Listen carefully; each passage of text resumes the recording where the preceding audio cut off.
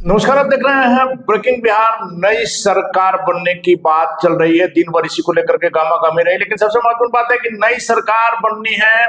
नया सिर्फ मुख्यमंत्री बनना है। सारे विधायक वही रहेंगे, सारे जो भी मंत्री वही रहेंगे, कुछ विभागों का चेंज हो सकता है, लेकिन जो दिन भर जो हलचलें चली, क्या मुख्यमंत्री बदलने से बिहार बदल जाएगा? ऐसी बात नहीं है। मुख्यमंत्री नीतीश कुमार जिस प्रकार से राज्यसभा में जाने की पुष्टि हुई और बीजेपी का अगला मुख्यमंत्री होगा, उप मुख्यमंत्री को लेकर के भी तमाम अटकलें चल रही है, लेकिन कौन बनेगा बिहार का मुख्यमंत्री, यह समझने से पहले यह जानना जरूरी है कि जो भी बनेगा क्या कुछ उसका प्रभाव होगा। क्योंकि आपको पता है, भारतीय जनता पार्टी चौंकाने वाला फैसला लेती है। देश के गृह मंत्री अमित शाह पटना में मौजूद है।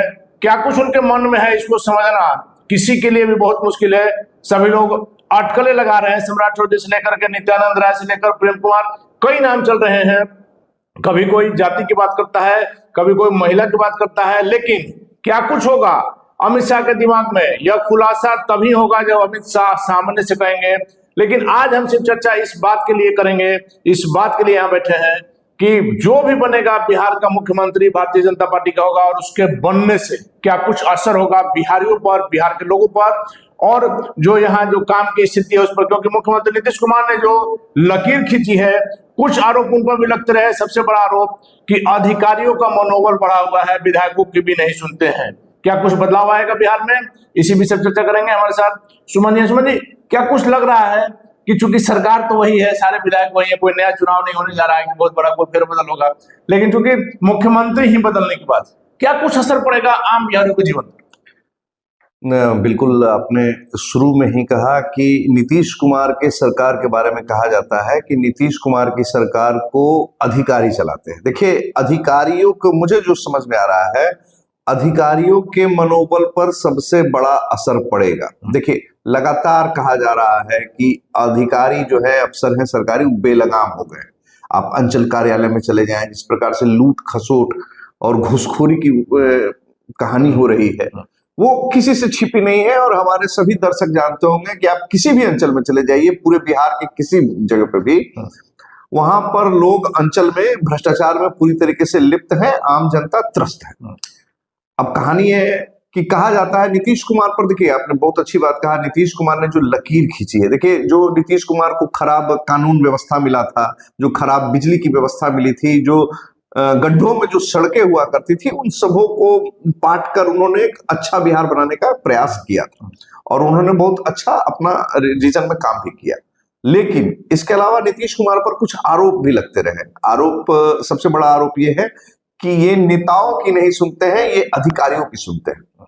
इसके अलावा कहा जाता है कि नीतीश कुमार के राज में 3-4 बड़े बड़े अधिकारी हैं जो कि कई विधायक और मंत्री से ज्यादा पावरफुल है।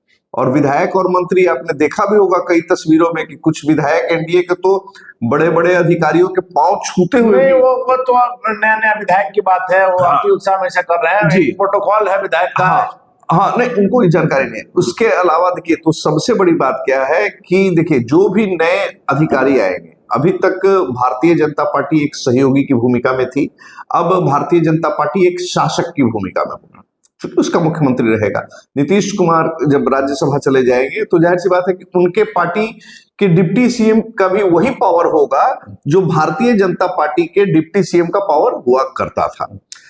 देखिए, सबसे बड़ा जो परिवर्तन होगा, मुझे जो समझ में आ रहा है, भारतीय जनता पार्टी का जब सीएम आएगा, हालांकि वो सीएम कौन होगा ये तो अभी जानने में दर्शकों को टाइम लगेगा, लेकिन वो चाहेंगे सबसे पहला काम ये करना कि जो सरकारी अधिकारियों का जो वर्चस्व है पूरे बिहार में, जो नेता पीछे रह गए हैं, उन नेताओं को कुछ अधिकार वापस किया जाए। क्योंकि आप जाएंगे, पता करेंगे तो ब्लॉक में तो सीओ और बीडीओ विधायक की बात भी नहीं सुनता है। तो भारतीय जनता पार्टी ये प्रयास करना चाहेगी कि कम से कम अधिकारियों का जो मकड़ जाल है, जो शासन तंत्र पर मकड़ जाल है, उस मकड़ जाल को कुछ साफ किया जाए। नेताओं को, यानी कि मंत्रियों को कुछ इतना अधिकार मिले कि वो बेबाकी से अपने जनता की बात के लिए अधिकारियों से भिड़ सके, आमने सामने बैठकर अपनी बात कर सके। इसके अलावा कहा जाता है कि जो लगातार कई दिनों से चर्चा चल रही है, आपने देखा होगा कि बजट सत्र के दौरान भी आपने लगातार चर्चा सुना होगा, शराबबंदी पर खूब बात हुआ। अच्छी खासी बात हुई। भारतीय जनता पार्टी के कई नेताओं ने भी कहा कि शराब तो बिक रहा है, उस पर सच्चाई है, शराब तो बिक रहा है, इस पर कहा शराब बिक रहा है। तो उन मुद्दों पर भी लोग चर्चा करना चाहेंगे। नीतीश कुमार ने 2015 में जब सरकार बनाई, शराबबंदी लागू किया, तकरीबन 11 साल होने को है शराबबंदी है, लेकिन कहा जा रहा है कि बिहार सरकार का खजाना पूरी तरीके से खाली हो गया है। तो उस खाली खजाने को अब चाहे रेवड़ी, देखिए खाली खजाना की बात तो अलग है, सच्चाई है कि शराबबंदी से सिर्फ आम लोगों को परेशानी है, सरकार को राजस्व का लॉस है, दलाल बिचौलिए उन लोगों का कमाई का माध्यम हो गया है। शराबबंदी की जो तस्वीर लगातार आपको हमने दिखाई है, या आप अखबार से लेकर के टेलीविजन तक में जो देख रहे हैं, जो भी खबर में देख रहे हैं, कि कभी भी शराबबंदी पूरी तरह से बंद नहीं रही है, लगातार दावा किया जा रहा है। इस बार तो सुनील सिंह एमएलसी जो उन्होंने दावा कर दिया कि विधानसभा का जो परिसर है उसमें भी आप कहिएगा तो मंगवा देंगे। सच्चाई यही है कि हर जगह डिलीवरी हो रही है, क्या राजधानी पटना हो, क्या सुदूर देहात का इलाका हो।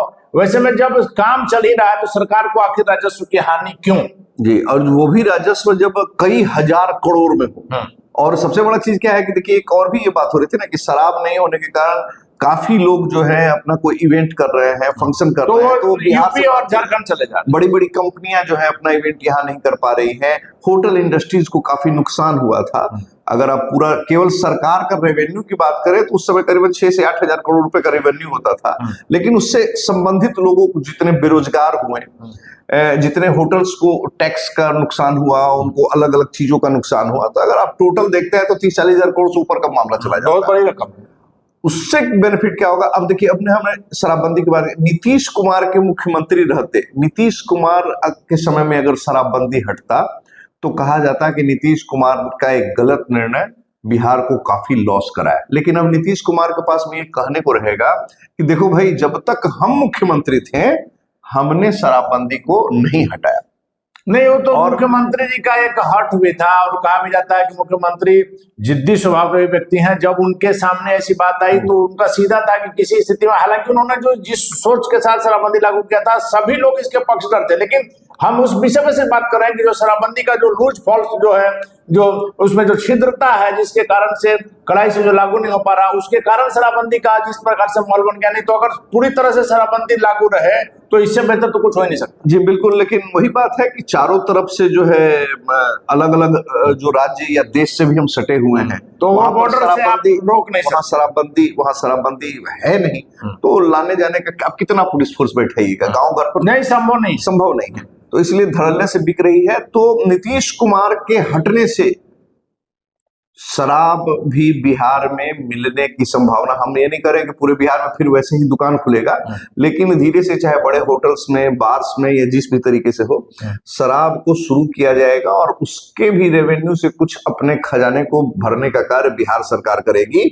और सबसे बड़ी बात कि नीतीश कुमार को ये फीलिंग बना रहेगा कि हाँ, जब तक हम मुख्यमंत्री थे हमने बिहार में शराबबंदी कायम रखा।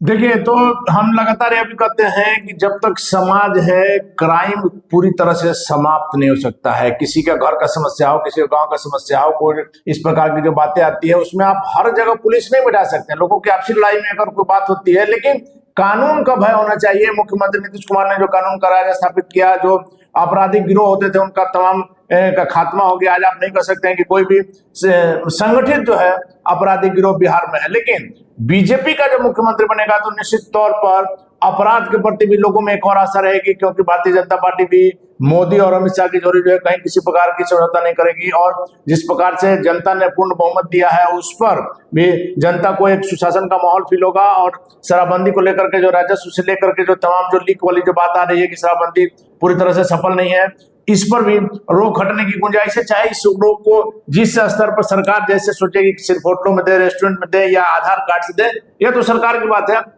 लेकिन इतना तय हमने आपको शुरू में भी कहा कि बिहार में सरकार नहीं होगी, चेहरे वही होंगे। मुख्यमंत्री नीतीश कुमार की जगह भारतीय जनता पार्टी का होगा मुख्यमंत्री। सारे विधायक वही रहेंगे, कहीं किसी प्रकार का कोई फेरबदल नहीं है, कोई चुनाव नहीं है।